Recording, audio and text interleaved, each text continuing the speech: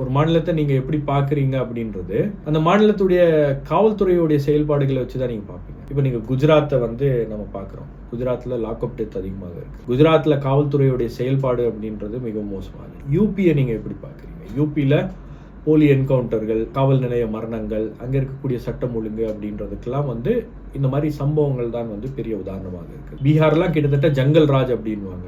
ஏன்னா அங்க வந்து காவல்துறையும் வந்து ஒரு கட்டுப்பாடு இல்லாமல் செயல்படும். அதே போல அங்க இருக்கக்கூடிய ரவுடிகளும் மற்ற விஷயங்களும் பாத்தீங்கன்னா உங்களுக்கு வந்து எந்த விதமான ஒரு சட்டம் ஒழுங்கு எதுவுமே இருக்காது. அப்போ பல்வேறு விதமான பிரச்சனைகள் அப்படின்றது வந்து அங்க இருக்கக்கூடிய காவல்துறையுடைய செயல்பாடுகள் மூலமாக தான் ஒரு மாநிலத்தை நாம வந்து ஒரு மதிப்பீடு செய்ய முடியும். அப்படி இருக்கக்கூடிய ஒரு சூழல்ல உங்களுக்கு தமிழ்நாட்டில் பொதுவாகவே வந்து சட்டம் ஒழுங்கு இந்த மாதிரி விஷயங்கள்ல பெரிய அளவுக்கு ஒரு பிரச்சனை வந்ததில்ல. மத கலவரங்களோ அல்லது சாதிய ரீதியான கலவரங்களோ பெரிய அளவுக்கு பிரச்சனை இருக்கு. ஆனா இந்த காவல்துறையுடைய கட்டுப்பாடு இல்லாத செயல்பாடுகள் இருக்கு இல்லையா, இது எல்லாம் வந்து இந்த மாநிலத்துக்கே வந்து ஒரு களங்கத்தை ஏற்படுத்துகின்ற ஒரு செயலாக மாறி இருக்கிறது.